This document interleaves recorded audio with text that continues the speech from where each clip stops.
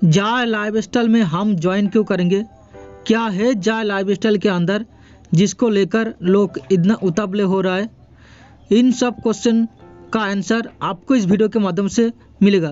दोस्तों कहीं ना कहीं आप सबको ये क्वेश्चन दिमाग में आया होगा, तो वीडियो को पूरे देखिए शुरू से लेकर अंत तक, जहाँ पर आप सबका क्वेश्चन का आंसर क्लियर हो जाएगा कि क्यों हम जा लाइफस्टाइल पे ज्वाइन करेंगे और जा लाइफस्टाइल क्यों इतना फेमस हो रहा है।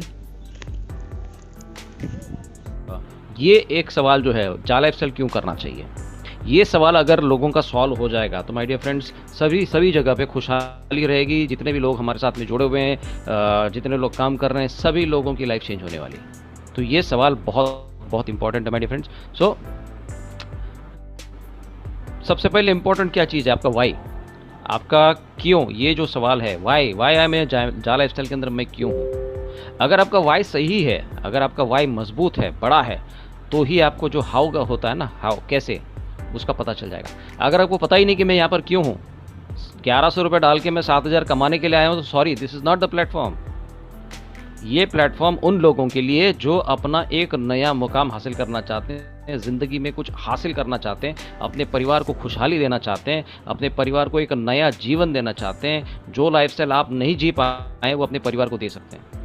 तो ये वाई आपका बहुत ज़रूरी है। हमारा बैंक बैलेंस कितना है, हम अपने लाइफ में किस तरह से स्ट्रगल कर रहे हैं फाइनेंशियली, हर जगह पे हम स्ट्रगल कर रहे हैं। तो ये वाई जिसका बड़ा होगा उसको हाउ उतना ही बहुत ही आसानी से फिगर आउट कर सकते हैं। सो दोस्तों, अभी हम लोग जूझ रहे हैं मेडिकल फ्रेटर्निटी के माध्यम से सभी लोगों को बहुत हेल्थ रिलेटेड इश्यूज आ रहे हैं, बीमार पड़ते हैं, और बीमारी एक बार आ गई तो फिर बहुत सारा खर्चा हो जाता है। यहाँ पर कुछ रेट्स आपके सामने दिख रहे हैं। कार्डियोलॉजी के अगर कोई इशू रहेंगे, एंजियोप्लास्टी करने जाएंगे तो लगभग 2 से 4 लाख रुपये आपको चाहिए। बाईपास सर्जरी चाहिए तो 2 लाख से लेकर 6 लाख रुपया चाहिए। हार्ट डिसीज़ कोई भी, मतलब आप सिर्फ हॉस्पिटल में कदम रखो, आपकी जेब खाली होनी है।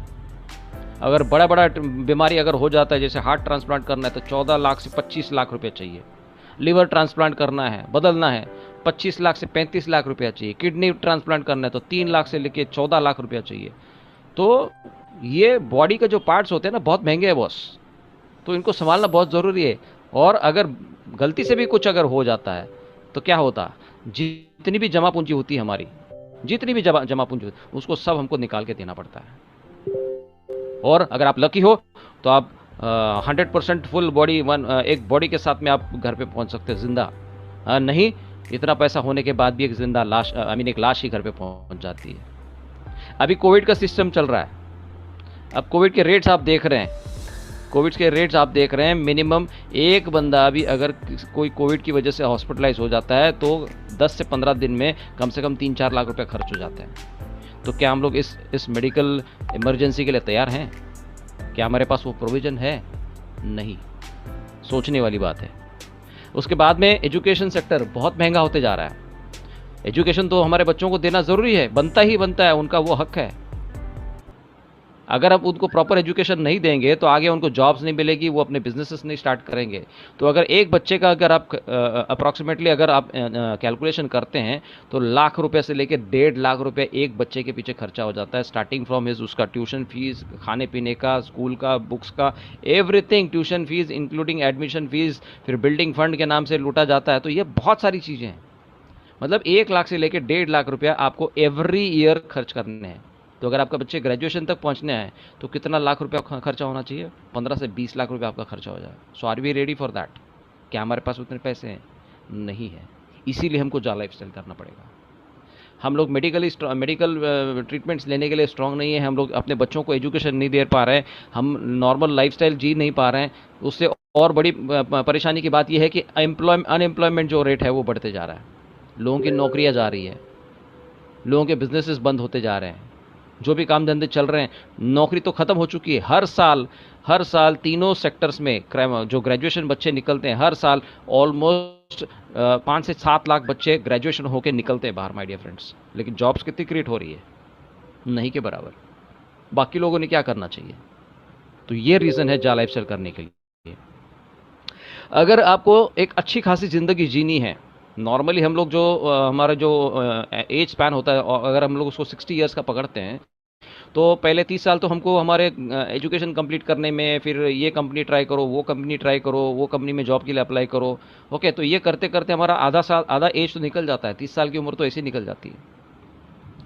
बाकी के जो 20 साल के अंदर है, वो 20 साल के अंदर हमको बहुत कुछ मेहनत करनी पड़ती है, एक्स्ट्रा काम करना पड़ता है, मेहनत करनी पड़ती है पैसा जुटाने के लिए। आखिर के 10 साल के पता नहीं होते, बीमारी में चले जाते हैं। अगर एक एवरेज व्यक्ति को अगर एक सही और खुशहाल ज़िंदगी जीनी है तो उसके पास कम से कम 75 लाख रुपए होने चाहिए।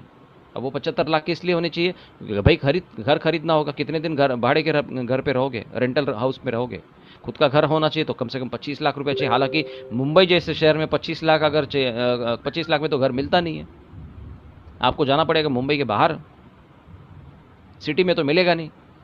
गाड़ी चाहिए 5 लाख रुपए चाहिए, और जिसके पास गाड़ी है वो इंस्टॉलमेंट पे लिया हुआ है, फुल ऑन पेड तो कोई ले नहीं पा रहा है। घर में कोई शादी है तो कम से कम बच्चे का बेटी का या बहन का शादी भी अगर करना रहेगा तो कम से कम 10 से 20 लाख रुपए चाहिए। बच्चों के एजुकेशन के लिए 10 से 15 लाख रुपए चाहिए। कम से कम रिटायरमेंट फंड बैंक में पैसा 5 लाख रुपए तो होना चाहिए, जिससे इंटरेस्ट से आप अपना गुजारा कर सकते हैं, क्योंकि पेंशन तो मिलती नहीं है। अदर एक्सपेंसेस 10 लाख पकड़ लो, कोई फंक्शन हो गया, किधर जाना हो गया, आउटिंग हो गया, फैमिली के साथ में जाना हो गया, तो ये कम से कम आपको 75 लाख रुपया ज़रूरी है आपके पास बचत, सेविंग अगले 20 सालों के लिए माय डियर फ्रेंड्स, क्योंकि महंगाई जो है बहुत बढ़ती जा रही है। अगर आपको ये 75 लाख रुपया बचाने चाहिए तो आपको अगले 20 साल तक हर महीने 31,250 रुपया बचत करनी पड़ेगी, सेविंग करनी पड़ेगी। लेकिन माय डियर फ्रेंड्स, आज ये 31,000 की सैलरी भी तक लोगों को नहीं मिल पा रही है। बचत काहे की बात कर रहे हैं? तो थिंक अगेन, सोचिए दोबारा से। आप अपना फाइनेंशियल सिचुएशन चेक कीजिए कि मैं हर महीने कितना पैसा कमाता हूँ, उसमें से मेरी कितनी बचत होती है, क्या वाकई में उसमें कुछ बचता है कि नहीं बचता है। 1 तारीख को सैलरी अगर आ जाती है तो 8 तारीख तक पूरा अकाउंट खाली हो जाता है, सब लेनदार, कर्जदार, इंस्टॉलमेंट सब निकल जाते हैं। तो सोचना बहुत बहुत ज़रूरी है, अपना दिमाग लगाइए सर, इसीलिए जा लाइफस्टाइल करना ज़रूरी है। अगर आप अपना फाइनेंशियल जर्नी अगर आप देखते हैं तो अभी सपोज आपकी एज व्हाटएवर जो भी एज होगी, 20 साल से लेकर 60 साल की उम्र में, आप अपने आप को आइडेंटिफाई कीजिए, आपका फाइनेंशियल सक्सेस कहाँ पे है, आप किस मुकाम पे खड़े हो। मान के चलते अभी आज आपकी एज है 40 साल, तो अगले 20 साल में आप अपने आप को कहाँ पाते हो, अगले 5 साल में आप अपने आप को कहाँ पाते हो, तो इसका आप गौर कीजिए, उसके ऊपर आप सोचिए।